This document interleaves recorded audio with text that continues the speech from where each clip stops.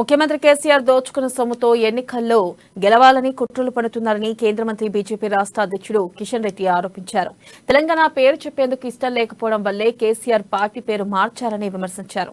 మహబూబ్ నగర్ లో నిర్వహించిన విస్తృత స్థాయి సమావేశంలో జాతీయ ఉపాధ్యక్షురాలు డీకే అరుణ కలిసి కిషన్ రెడ్డి పాల్గొన్నారు. ఇక అసెంబ్లీ ఎన్నికలకు సమయత్తం కావాలని, ప్రభుత్వానికి వ్యతిరేకంగా పోరాటం చేయాలని పార్టీ శ్రేణులకు పిలుపునిచ్చారు.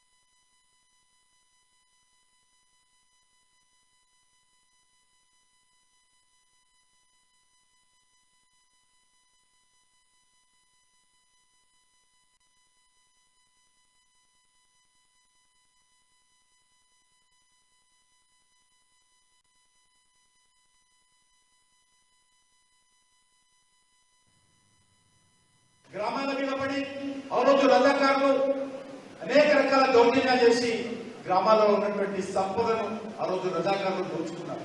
మళ్ళీ ఈ రోజు బీఆర్ఎస్ నాయకులు అదే విధంగా గ్రామాల మీద పడి భూములు కనిపిస్తే భూములు కబ్జా, కరెంట్ పేరుతో భూములు కబ్జా, ఇల్లు కట్టుకుంటే కమిషన్లు ఇవ్వాలి, కాంట్రాక్ట్ చేస్తే కమిషన్లు ఇవ్వాలి, రోడ్లు వేస్తే కమిషన్లు ఇవ్వాలి, చిన్న చిన్న పరిశ్రమలు పెట్టుకోవాలన్నా, వ్యాపారం చేయాలన్నా, లిక్కర్ నుంచి మొదలు పెడితే ప్రతి ఒక్కటి మీద ఈరోజు టీఆర్ఎస్ పార్టీ నాయకులు దోచుకుంటున్నటువంటి పరిస్థితి మనం చూస్తాం.